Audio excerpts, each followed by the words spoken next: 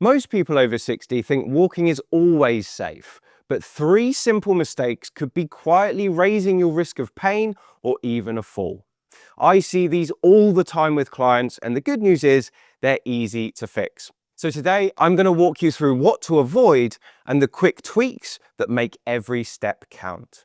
The first and perhaps most critical mistake that many seniors make when walking is a lack of heel strike when they hit the ground. And basically what a heel strike is that first stage of what happens when our foot interacts with the ground when we step.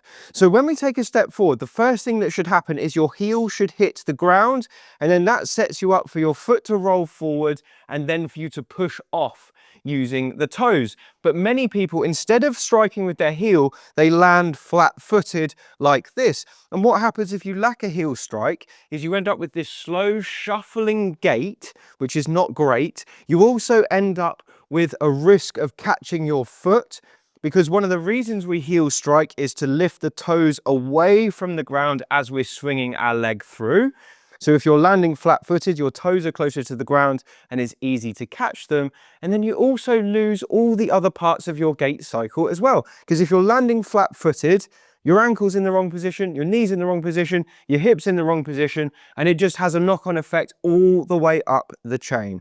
So what I like to tell people to do to fix this is when they're out walking, pick one leg, doesn't matter which one, and every time you take a step, I want you to say in your head, heel.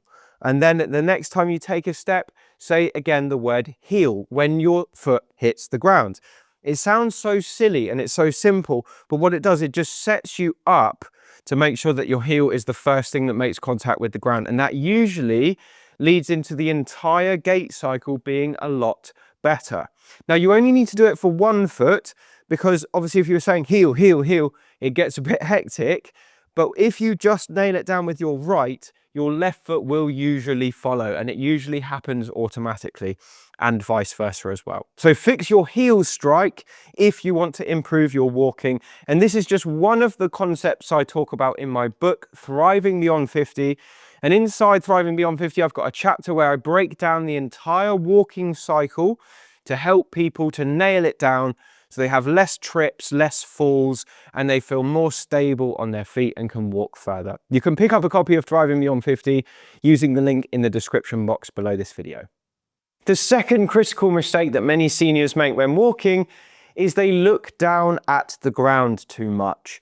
Now, I understand why this happens, because as we get older, many people do lose their ability to balance quite so well. So we tend to look down at the floor to give ourselves that assurance that we're not going to trip on anything or we're not going to lose our balance, because we need to look at that uneven ground. But the problem with looking down at the floor is it tips you forward. So if I'm looking straight ahead, I'm upright like this. If I'm looking down at the floor, can you see what happens to my posture? I get quite rounded.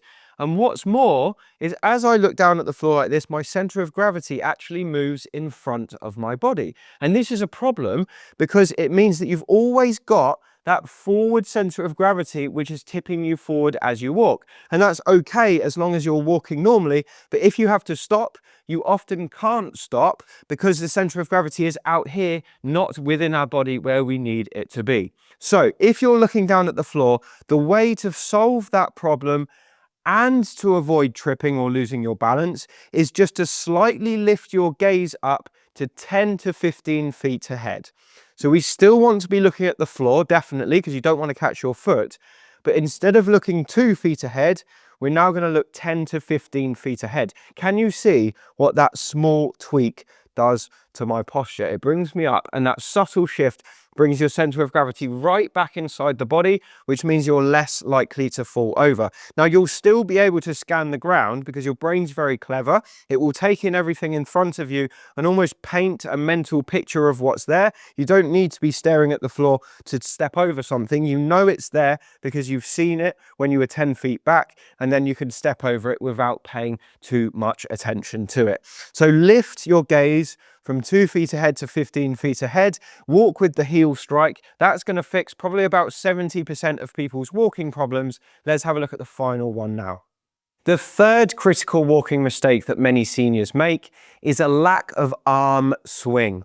Now, when we walk, it's normal to allow your arms to swing, and that benefits us in two ways. First, we generate some forward momentum from that arm swing. You can literally walk faster when your arms are swinging than you can if your arms are behind your back like this. We actually generate some power using our arms. But the second thing it does is it acts like a counterbalance. So when you step forward with your left leg, your right arm swings forward to keep you in balance. So if you don't swing your arms, then that's going to be a problem for both your balance and your forward momentum. Now, one of the reasons people walk like this is because they've got back pain.